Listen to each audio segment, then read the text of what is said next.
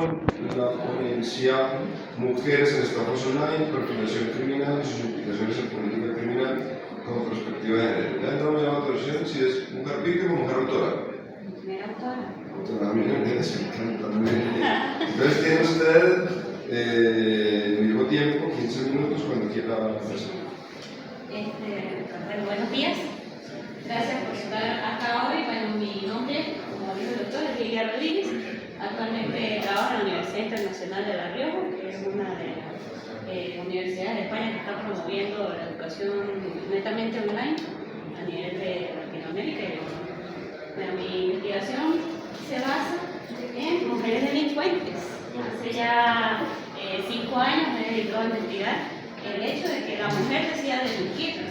Y pues, como la temática del congreso se centraba en todo lo que es tecnología y entornos online, quise traer un extracto de la investigación enfocándola en ese tipo de delitos, ¿no? De todo lo que he investigado,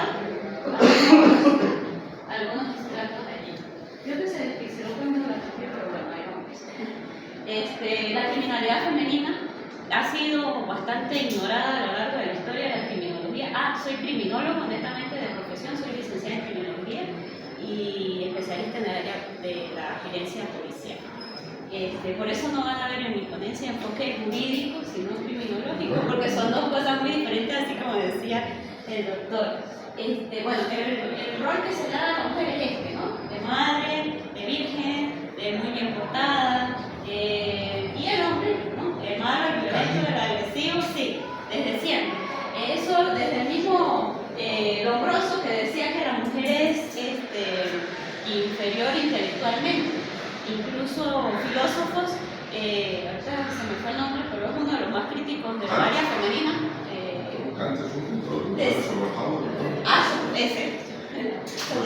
Decía que incluso no tenemos capacidad de moral ni de distinguir el buen arte del mal. O sea, ese es el. Entonces, como no tenemos esa capacidad, pues mucho menos capacidad de decidir cuando queremos ser delincuentes. Desde ahí que se tome en cuenta de que la mujer siempre se va a ser estudiada como víctima y no como delincuente. Pero desde hace un tiempo por acá, con la explosión de las tecnologías, el delito femenino se ha incrementado e incluso en el área de la delincuencia vía internet, vía redes sociales, pues muchísimo, ¿no? Ya vamos a ver algunos elementos de ese perfil criminal, pero allí quise traer algunas capturas, esas son noticias de acá de Colombia, donde decía que ese entorno virtual hace que la mujer vea un negocio pues lucrativo, fácil de ejercer, y que ese delito, o el delito en general, que había sido para un entorno masculino, tome o abra las puertas para las mujeres, desde muchos puntos de vista, ¿no? La primera parte de mi investigación, o creo que fue lo que me llevó a que me invitaran a trabajar en España, fue la creación de una escala de 10 tipos de delitos, base a revisiones estadísticas bastante complejas. ¿Cuáles son los 10 tipos de delitos que más cometen las mujeres? Después de crear esa clasificación o esa tipología, dentro de uno de esos delitos están las estafas, no solo online, estafas en general, pero pues este es uno de los delitos que más auge ha tenido últimamente. ¿Cuál es la relevancia del estudio? Bueno, en la necesidad radica en la necesidad de desmantelar ese mito, ¿no? De que la mujer no es delincuente, o como máximo el que te diga que sí es delincuente va a decir que lo hace por coacción, por vulnerabilidad social y económica, por necesidades o por debilidades socioeconómicas.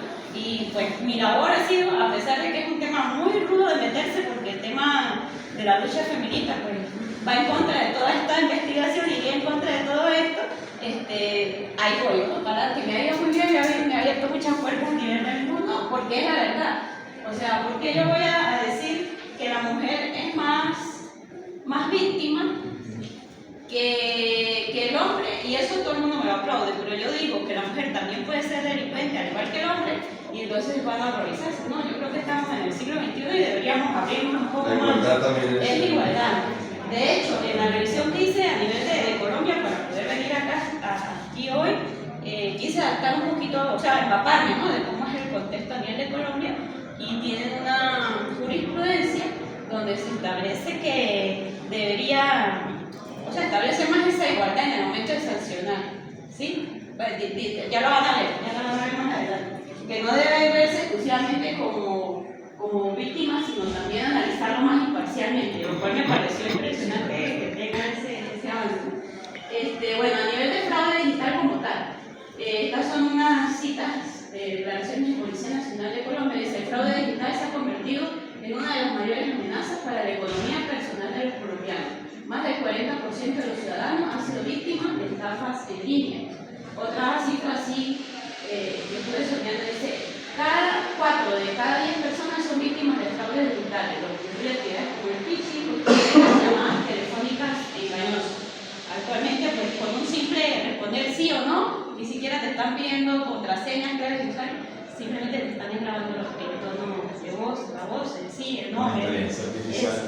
Ya con eso es suficiente para que después ellos puedan responder otros sí y otros no de otras cosas. Entonces, bueno, rápidamente, nada más mencionaré el objetivo general: analizar la participación de la mujer en la comisión de estafas online para establecer un perfil criminológico diferenciado. ¿Y cuál es el objetivo? Bueno, proponer directrices de política criminal con perspectiva de género que sean eficaces en la prevención, sanción y reinserción social. Como marco teórico tengo la teoría de las actividades escrutinarias, que me establece que hay 3 elementos que cuando confluyen crean un delito. Un delito está motivado, la ausencia de guardianes y un objetivo apropiado. Esa es una teoría criminológica muy utilizada, planteada por Cohen y Felson, el cual me establece entonces en el ámbito de la mujer. Un delincuente motivado sería la mujer que busca ingresos. Un objetivo adecuado, la víctima online, que muchas veces no maneja ni bien las redes, las plataformas digitales. Me incluyo. Tengo esta semana acá en Colombia aprendiendo a usar Neki y eso me ha costado mucho. Entonces imagínense la población en general, ¿no?, que no tenga tanta facilidad para manejar todo eso. Todo caído, eso no. Ajá, y entonces toca decirle al de la tienda: ay, páselo usted, porque yo no sé eso. Ya con puro eso, ya yo sé que me estoy exponiendo a que le pongan cero, además ahí ya la cuenta, ¿no? Entonces ahí hay un objetivo adecuado, es la víctima. Y la ausencia de un guardián capaz, seguridad cibernética. Allí llamaría la atención de que en eso estamos, yo diría que a nivel de Latinoamérica, en pañales, muy en pañales, porque nosotros, o ayer lo veíamos, ¿no?, en la conferencia, cuando estaban los ingenieros, en la última conferencia de la inteligencia artificial. Ajá, veíamos todavía cómo estamos cerrados a muchas cosas, ¿no? Y yo veía algunos carraspeaban, otros se miraban, otros, porque el ámbito del derecho, de la criminología y de la informática, este es un momento en que o los 3 nos unimos o nos come y nos arropa la delincuencia. Entonces, imagínense eso, ese guardián capaz allí está debilitado. La víctima está facilita y la mujer quiere plata. Entonces ahí está la teoría comunista. Esa es una de las. Y la otra teoría sería la teoría del espacio cibernético. Es una teoría planteada por un criminólogo indio, Harisnath Kar, el cual plantea que las personas se comportan diferentes en la vida online que en la vida real. ¿Sí? Es una teoría que plantea que el delito migra rápidamente a la plataforma online porque es más fácil, permite como crear otra personalidad totalmente diferente. Si no, pregúntele a una mujer cuando está celosa a ver si no es capaz de crear rapidito, sin ser delincuente, ¿no? Crea un perfil falso, se mete en las cuentas del esposo, le escribe a la otra mujer, ¿sí o no? Stalkea. Rápidamente. Todo lo hemos vivido. Bueno, entonces toma todo una personalidad diferente porque la plataforma se lo permite, es más fácil, ¿no?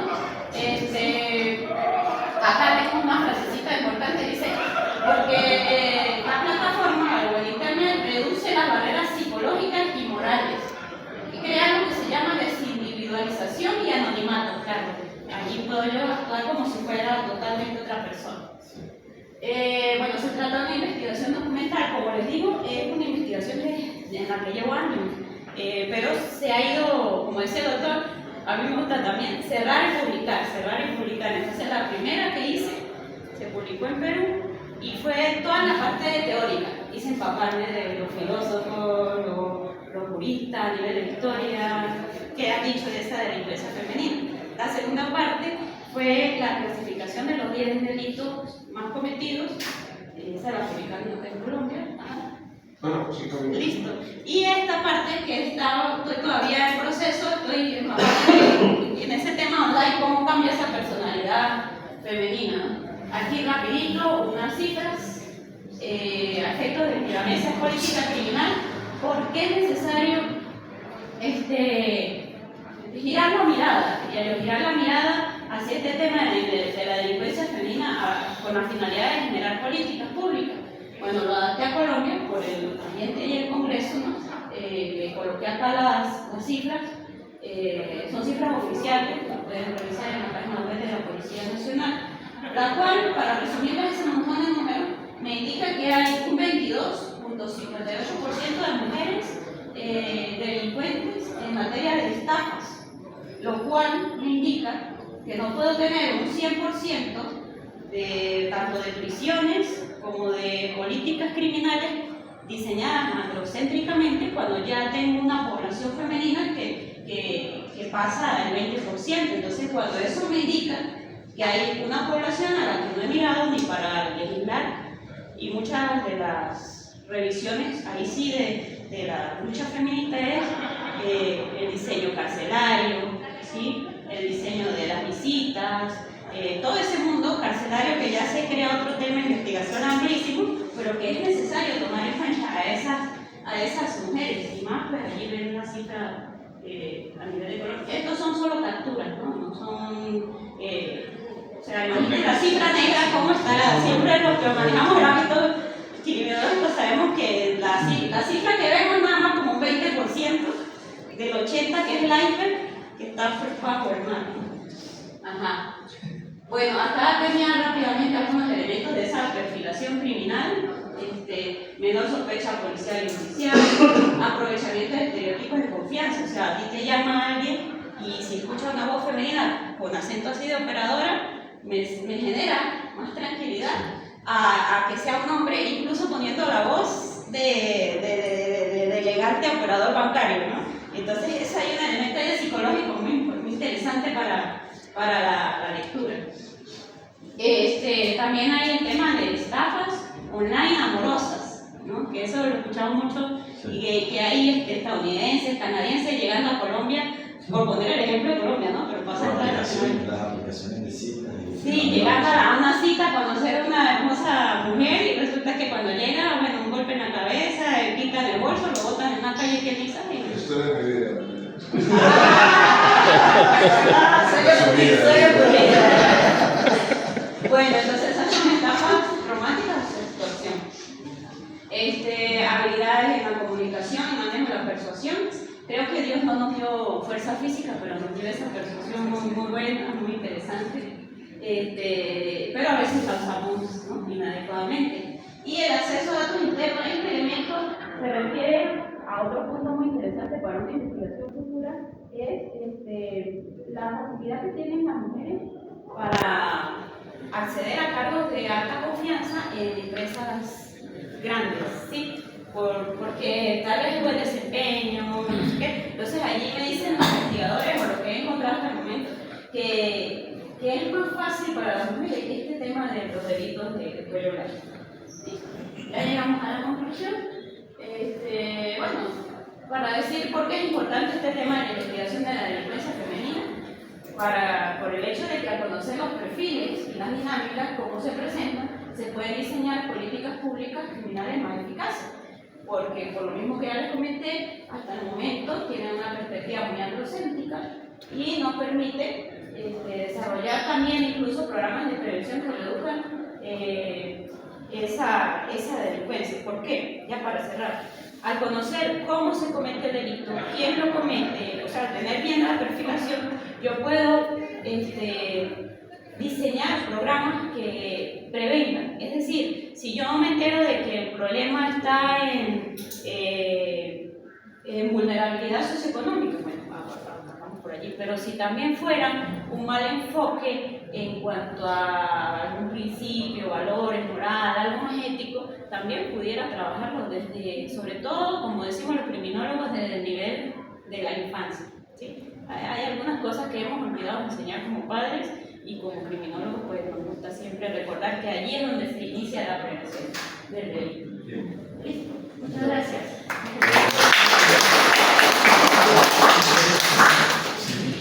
Pero si quiere, antes de empezar por línea, por aprovechar Aldo, ¿no? Sí, yo me estoy preguntando así. Bueno, me tomo la palabra primero, el privilegio del moderador. Pues creo que compartirán todos que una presentación muy interesante, muy novedosa y sobre todo resultados. Y aquí, lo que pasa es que se me fueron quedando dos de bienvenida. Yo quería hacerlo porque soy profesora. Pero netamente, justamente la semana pasada estábamos hablando de la teoría de la actividad rutinaria. Entonces, verla ya aplicada en un caso parecería que desperdicio su proyecto de regalar. Pero a ver, yo voy a intentar ser un poquito más preciso que las anteriores. Respecto al marco teórico, veo muy adecuado el empleo del enfoque de actividad rutinaria. Me queda faltando, digamos, de pronto, cuando hablo de factores explicativos, y para no hacer un giro de teoría, de pronto integrarlo en el elemento de ausencia del guardián. Y aunque es un elemento muy del aspecto subjetivo del profesor, y es algo que no discute allí, y es, pero no sé si es así, la mayor aversión al riesgo que normalmente se encuentra en las mujeres, que en parte suele explicar que las mujeres se envuelvan menos en delitos violentos o en delitos que requieren confrontación personal. No sé si la ha considerado, pero es un factor que de Sí, claro, de que hay menor riesgo al cometer delitos. Sí, o sea, los varones jóvenes solemos ser más idiotas en términos de exposición, nos exponemos más a explica también la alta victimización emocional, pero también la alta incorrección de conductas criminales. Sí, lo mencionan en el texto. Vale, listo, ok. Y le quería preguntar más era sobre, porque me pareció muy interesante, de la teoría. A ver, teníamos preguntas más concretas. Uno, en el marco teórico, acercar esta teoría de la transición espacial, ¿sí? Y que me parece interesante, pero no la veo tan clara desde el punto de vista de la autora, sino más bien desde la situación de las víctimas, ¿no? Pienso de pronto en casos de exposición, ¿no? Donde uno menciona el libro de las citas online, ¿no? O de las citas, ¿no? Las charlas, ¿no? Entonces, creo que ahí se crea a ver, quien está estafando, por ejemplo, usando el medio de una aplicación para crear una estafa, está obrando, digamos, dentro de un marco, entre comillas, ordinario, normal, de las actividades que está utilizando, pero la víctima también. Pasa mucho en los casos de estafa, ¿no? Donde la teoría es que quien es víctima de estafa, en últimas, era también un estafador frustrado. Cree que va a obtener una gran ventaja, pero realmente está cayendo en una trampa, por su propia ambición. Aquí pasa lo mismo, ¿no? Yo que soy un pendejo en la calle, online soy un gran seductor. ¿Sí? Entonces me la creo y termino siendo comido de mi propia red. No sé cómo. Es que me parece muy interesante la teoría, pero no la logré ubicar dentro del trabajo, ¿no? Entonces la vi un poquito aislada. Okay. Y cierro la pregunta y ya me voy a explicar. Y lo último, no sé si el trabajo, creo que el trabajo está todavía muy en un punto de diagnóstico, ¿no? De conocer para anticipar todavía hablar de implicaciones en una política criminal con perspectiva de género. Claro, pero como está en el objetivo, ¿sí? El objetivo es desde el título, no somos lo mismo que había planteado como siendo al principio, ¿no? Sino es mejor como decir hasta donde llegue, porque creo que esa parte de diagnóstico ya con teoría aplicada, porque yo podría pensar que podría usar los marcos teóricos, ¿no? También podrían ser posibles, pero dentro de que ya está trabajando, lo tiene como muy bien identificado. La respuesta político criminal viene después. De hecho, yo tendría una cautela con el uso de las teorías de actividades rutinarias para proponer políticas criminales, porque normalmente son respuestas de políticas de madura. Sí, entonces vamos a subirle los costos al delito de metatapia. Pero bueno, solamente muchísimas gracias. No sé si alguien más, antes de dar la palabra, quiera hacer una... Bueno, te respondo lo de la teoría de la transacción de delito. Por ejemplo, sobre todo para casos así de que cuando son ventas online, vamos a poner ese ejemplo, marketplace, no sé si acá lo utilizan en nombre Facebook, ¿no? Entonces, resulta que allí, para convencer a la víctima, para poder hacer que llegue a un sitio, para hacer que me crea y todo eso, allí debe haber un convencimiento primero del diario del autor, o sea, crear como una especie de personalidad paralela, para hablar y tener esa labia criollamente dicha, ¿no? Para poder convencer. Y posteriormente se trata de esto, más o menos eso funciona así. Se trata también de tener algunos colaboradores en el sitio esperando a la víctima, o sea, ella puede llegar, ella se convierte allí en toda una líder de la pandilla, ¿no? Entonces el autor me dice que la plataforma online permite que la persona pase ese cliché y se convierta, se empodere, que se sienta empoderada. Por eso decía más algo psicológico. Y desde el doctor, entonces. Eso, por allí va. ¿Quiénes son las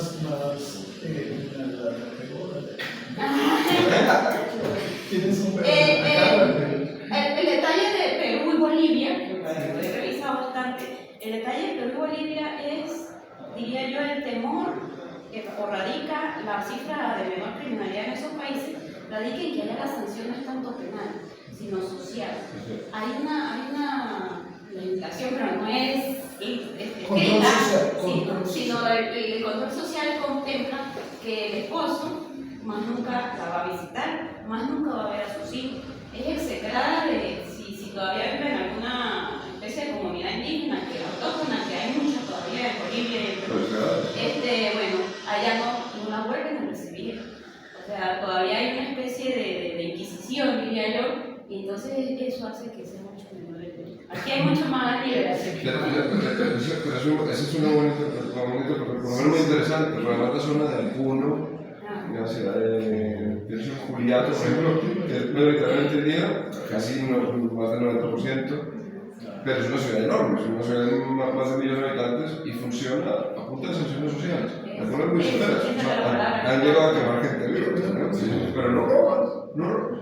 Incluso en la entrevista las mujeres dicen, de esos países dicen, mejor me hubieran matado. Estar aquí en la cárcel y no poder romper a mis hijos ni a mi familia y que me hayan desesperado.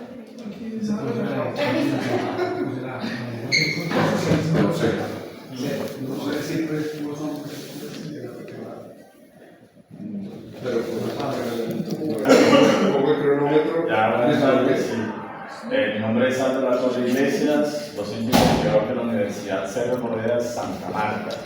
En compañía de Angélica Solano Guzmán venimos a presentar resultados de una investigación llamada Construcción de Paz en Colombia, desafíos jurídicos, derechos humanos e instituciones políticas en un contexto de paz imperfecta en el departamento del Magdalena. Mi compañera Angélica se excusa por problemas de salud, la estudiante no se pudo presentar. Antes de entrar en materia, quiero empezar con esta frase de la gran Rigoberta Menchú, líder activista